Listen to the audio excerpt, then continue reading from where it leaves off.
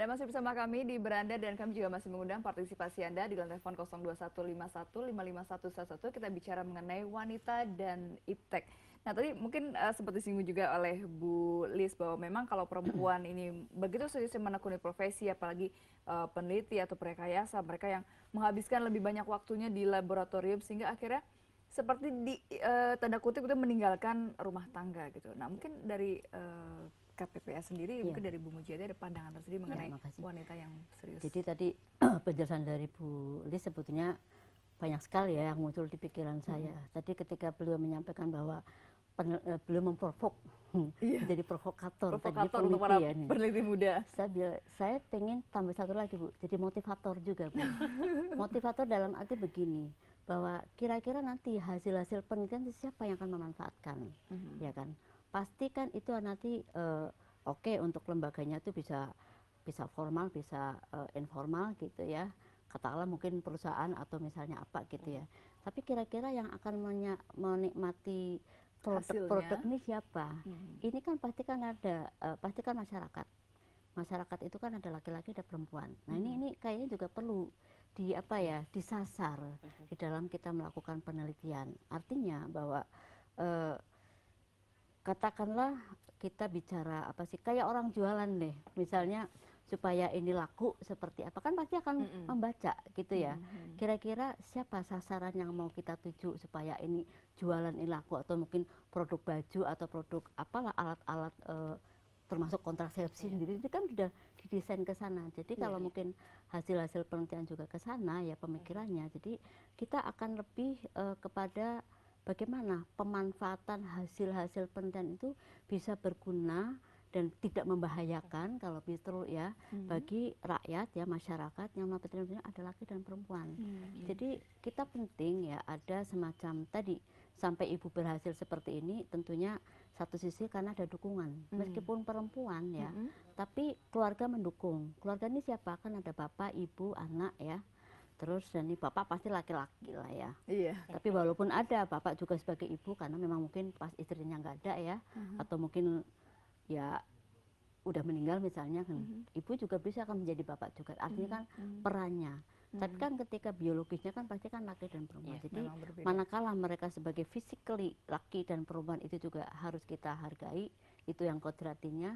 Manakala mereka menjadi perannya bisa sebagai bapak ibu. Tapi jadi sini saya menangkap tadi itu ada hal-hal yang memang partisipasi atau mungkin dukungan dari keluarga memang nomor satu ya. Jadi kalau nggak demikian saya Pulis nggak akan jadi begini juga, Mbak Lulu juga kan nggak akan bisa keluar. Jadi Iya. ini satu sisi keberhasilan dari idenya Ibu Kartini sudah bisa kita wujudkan. Nah masalahnya ini memang barriernya ini kadang ya banyak dalam Misalnya seperti arti apa Bu? Apakah misalnya laki-laki yang masih bisa belum bisa menerima bahwa perempuannya bisa maju gitu loh istilahnya? ya eh, laki-laki pun ya ini kan tidak semata-mata dari laki-laki itu.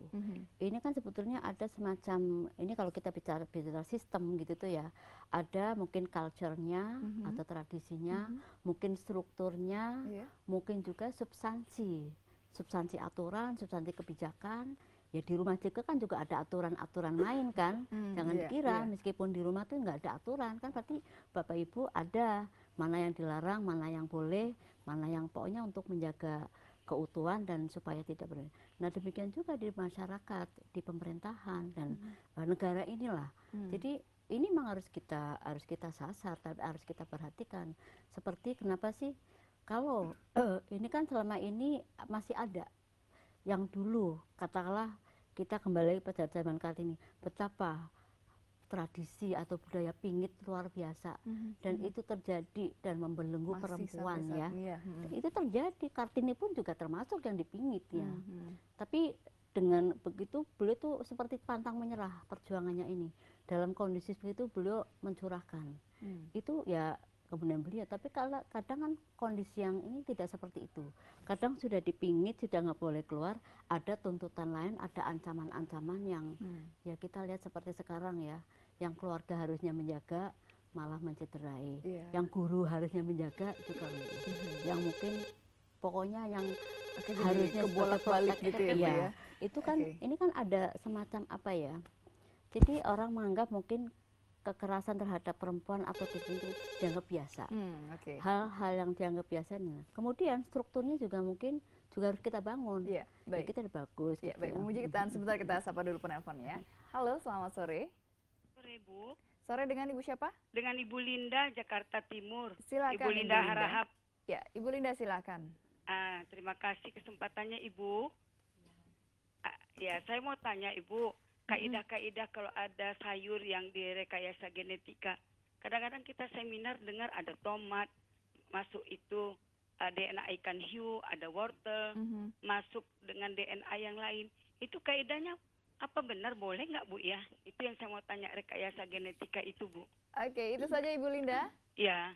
Oke, baik. Terima kasih, nanti akan langsung dijawab. Tapi kita harus break dulu. Kembali pemirsa, tetaplah bersama kami di Beranda. Kami kembali saat lagi.